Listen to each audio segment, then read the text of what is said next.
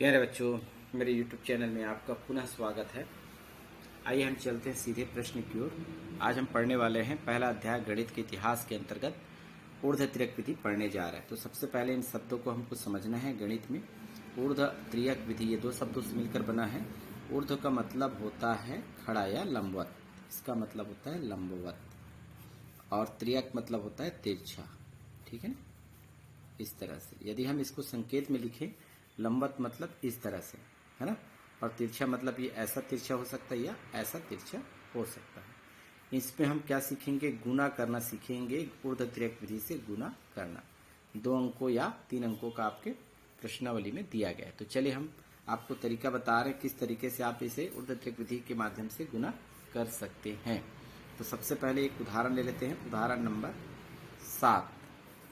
इसमें बहुत सिंपल तरीके से बताया गया है, आज हम आपको बताने जा रहे हैं।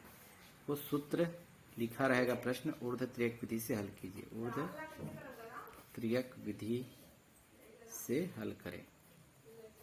ठीक है, तो चलिए हम देखते हैं। आपके पास ये प्रश्न दिया गया 41 गुना 38। तो सबसे पहले आपको क्या करना है, 41 को इस तरह से लिखेंगे, क्योंकि ऊर्ध्व त्रियक विधि से हल करना है। थोड़े से अंतराल में लिखें 41 को इस तरह से। दूसरे संख्या है 38, इसे नीचे में लिखने 38 को इस तरह से।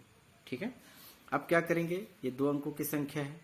इधर यदि हम इसको ड्रॉप कर दे तो दाएं तरफ क्या दिख रहा है, 1 और 8। इसको एक बार और लिखना है। ठीक है, इसे आप ड्रॉप कर दीजिएगा और इधर लिखेंगे 1 और 8। इसी प्रकार यदि हम इसको ड्रॉप कर दें तो बाएं तरफ क्या दिख रहा है, 4 3। इसको बाएं तरफ लिख देंगे, है ना, 4 और 3 इस तरह से। अब इसमें प्रयोग करेंगे ऊर्ध्व और त्रियक का। ऊर्ध्व यानी ये लंबवत, इसको ऊपर से नीचे, है ना, ये लंबवत होगा। त्रियक का प्रयोग करेंगे तो 3 का गुना 1 से करना है और 8 का गुना क्या करना है, 4 से करना है। अब इसमें हम खींच देंगे लाइन। ठीक है, और आपस में गुना करना है। इकाई तरफ से शुरू करेंगे, 1 8 9। ठीक है, यहां पर मैं लिख देता हूं 9। अब इसमें देखेंगे 3 का गुना 1 से करेंगे, 8 का गुना 4 से करेंगे। उसका गुना करने के बाद क्या करेंगे, आपस में जोड़ना है। तो मैं इसको यहां पर लिखूंगा 4 8 32, 3 एकम 3, यानी 32 और 3 को जोड़ेंगे तो क्या होगा, 35 होगा। 4 के कितना होगा, 12। अब इसके आगे और नहीं है ना, इसको हम डायरेक्ट यहाँ पर सीधे सीधे लिख सकते हैं। हमारे पास 12 आया, इसका गुना 35 आया, फिर जोड़े हैं 2 अंकों का गुना हो गया, फिर 1 और 8 को जोड़े हैं तो 9। अब इसको लिखना है यहाँ पे उत्तर के रूप में। बहुत सिंपल है, तो लिखेंगे 41 गुना 38। अब इसे हम सीढ़ी के रूप में लिखेंगे, ऐसा लिखेंगे। अब देखेंगे कितने हिस्से हैं, 1 2 3, यानी 3 खंड बनाना पड़ेगा। सीढ़ी जैसे दिखाई दे रही है। 1 और ये 2 लाइन और खींचेंगे तो हमें 1 2 3 दिखाई दे रहा है। पहले का उत्तर पहले में लिखेंगे, बीच का उत्तर बीच में लिखना है, तो अंतिम का अंतिम में लिखना है। तो चलिए देखिए, यहाँ पर इकाई में क्या है, पहले है ना भाग में 9 है, तो 9 को इसमें लिख देंगे।